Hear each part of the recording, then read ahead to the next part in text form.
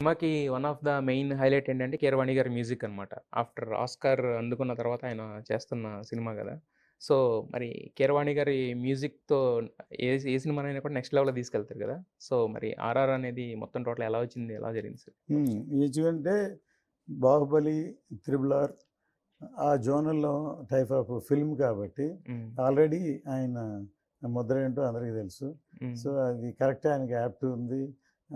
అందువల్ల ఆయన బ్రాండ్ ఈ సినిమాలో కనిపిస్తదండి. హ్మ్. అందుకని 'కీరవాణి' గారు చేస్తేనే బావుంటది. 'కీరవాణి' గారికి నాకు ఫస్ట్ 30 ఇయర్స్‌గా తెలుసు. కానీ సినిమాగా చేయలా ఫస్ట్ టైమ్. హ్మ్. ఆయన 'చక్రవర్తి' గారి దగ్గర వర్క్ చేసేటప్పటి నుంచి ఆయన పరిచయం. హ్మ్. కానీ ఫస్ట్ టైం ఈ సినిమా ఆయనే కావాలని అనుకున్నాను. హ్మ్. ఆయనైతేనే ఈ సినిమాకి చేయగలరని. హ్మ్. మొన్నతో చూసారు. ఇప్పుడు వచ్చే సాంగ్స్ చూసారు. హ్మ్. ఇట్లాంటి ఒక జోనర్‌లో ఉన్న సినిమా సాంగ్స్ హిట్ అవ్వడమే చాలా ప్లస్ హ్మ్. సినిమాకి హ్మ్. ఆల్రెడీ. హ్మ్. హ్మ్. అంటే మ్యూజికల్‌గా రెగ్యులర్ సినిమా కాకుండా డిఫరెంట్ జోన్‌లో ఉన్న సాంగ్స్ కూడా అడ్వాంటేజ్ అయితే ప్లస్ హ్మ్. అయితే హ్మ్. ఇప్పుడు ఆల్రెడీ స్టార్ట్ అయినాయి. యెస్. యెస్. సాంగ్స్ బాగా మొత్తం రీల్స్ అన్నిట్లో మన కనిపిస్తున్నాయి బాగా. ఇక్కడ తెలుగు కాదు. ఇప్పుడు తమిళ్‌లో బాగా ఫైర్ అవుతున్నాయి. ఫైర్ హిందీలో అవుతున్నాయి. అవుతున్నాయి. యెస్. యెస్. నాకు మెసేజ్ ఫోన్‌లో వస్తున్నాయి. హ్మ్. సాంగ్స్ హిట్ అయినాయని. హ్మ్. సో, మ్యూజిక్ హిట్ అయితే ఇంక రీ రికార్డింగ్ ఆయన గురించి చెప్పక్కర్లేదు. చెప్పక్కర్లేదు.